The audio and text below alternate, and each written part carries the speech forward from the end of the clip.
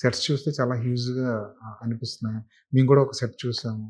ఆ సెట్ చూసిన తర్వాత ఈ సినిమా మీద మా లుక్స్ మారిపోయాయి.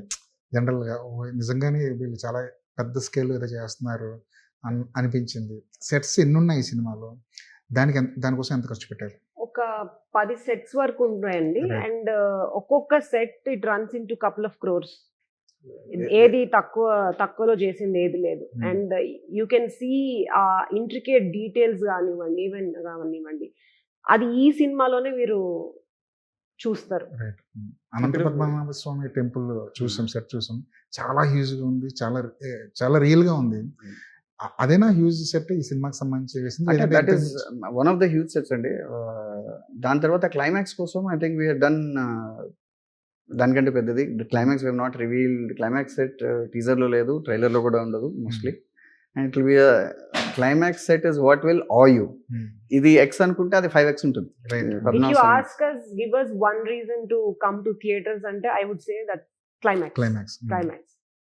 ఎలా ఉండబోతుంది క్లైమాక్స్? అంటే ఎంత విడ్త్ ఉంటుంది? ఎంత 30 మినిట్స్ ఉంటుందా? 40 మినిట్స్ ఉంటుందా? దానికోసం ఎంత ఖర్చు పెట్టారు యాస్ ఎ ప్రొడ్యూసర్‌గా? అంటే టెక్నికల్‌గా ఆ సినిమాలో ఆ క్లైమాక్స్‌కున్న వాల్యూ ఎంత? Climax I 40 think minutes will have, right? Climax కలిపి అంటే leading in to the climax కలిపి 40 minutes ఉంటుంది.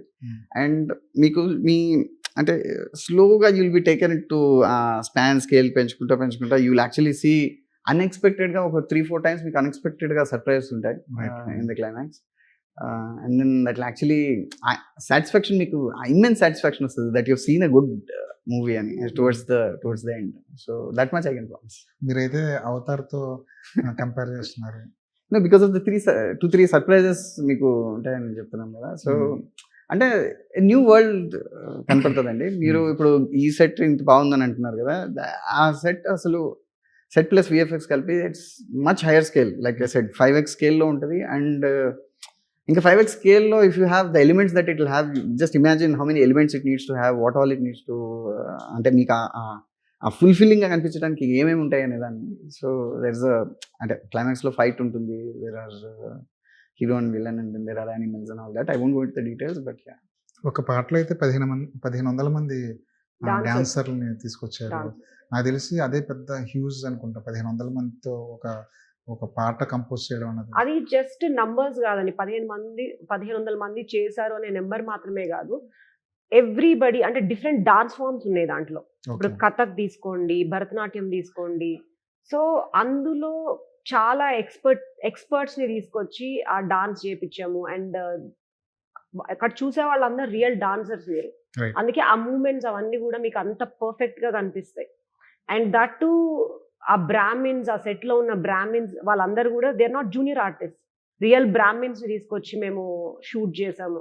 ఆ పూజారులు వాళ్ళందరూ రియల్ బ్రాహ్మిన్స్. మీకు ఆ body language, small moments, eyelid ఎలా, ఐలాష్ ఎలా కదులుతారు కథకళి వాళ్ళు. So that comes exactly right when you have the right artist, actual artist. So అలా తీసుకొచ్చేటప్పుడు cast has obviously increased, but then you'll feel that it's not a movie, it's a real అంటే real fine celebration లాగా ఉంటుంది. So that's